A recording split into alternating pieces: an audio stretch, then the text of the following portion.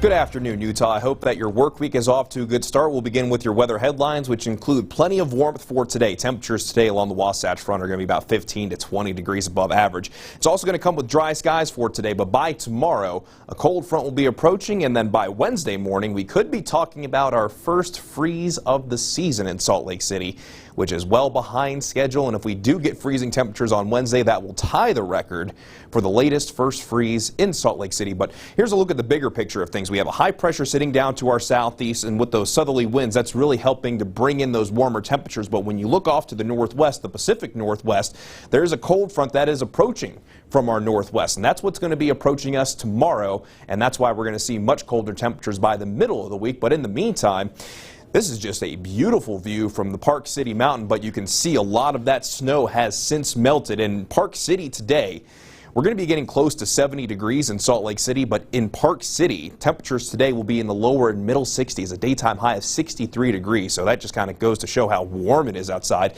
And it's November 15th. It definitely does not feel like November 15th. But here's the view from St. George, where you got a lot of blue sky, the Red Rock, and just another beautiful day across the Southwest desert. And no surprise, St. George is going to be the warmest spot across the state with a daytime high of 75 degrees. But when you go up the I-15 corridor, there are going to be a lot of spots that really aren't that far behind. A daytime high of 70 degrees in Cedar City, 69 degrees in Salt Lake City.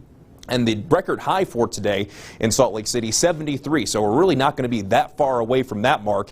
Daytime high of 68 degrees in Provo, and even for those of you in Logan, a temperature of 65 degrees this afternoon. Your hourly forecast as we take you through the rest of the afternoon in Salt Lake City. Temperatures will be warming up to the upper 60s, probably to around 4 o'clock this afternoon. So temperatures well above seasonal averages. And then as we go into this evening, it's going to stay on the mild side. Temperature likely still going to be around 60 degrees at 8 o'clock.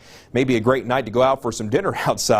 But the clouds will start to increase as we move into tonight as the cold front starts to approach from our northwest. We'll go ahead and time things out for you here on the Watching Your Weather for you. So for today, we get the dry skies with temperatures well above those seasonal averages. But into tomorrow, this is tomorrow at 8 o'clock in the morning. The futurecast showing a line of valley rain showers and mountain snow showers moving into northern Utah. Now keep in mind, this is showing a pretty good amount of wet weather. Chances are it's probably not going to be this cohesive, going to be scattered in nature, and the snow line likely going to be above 7,000 feet.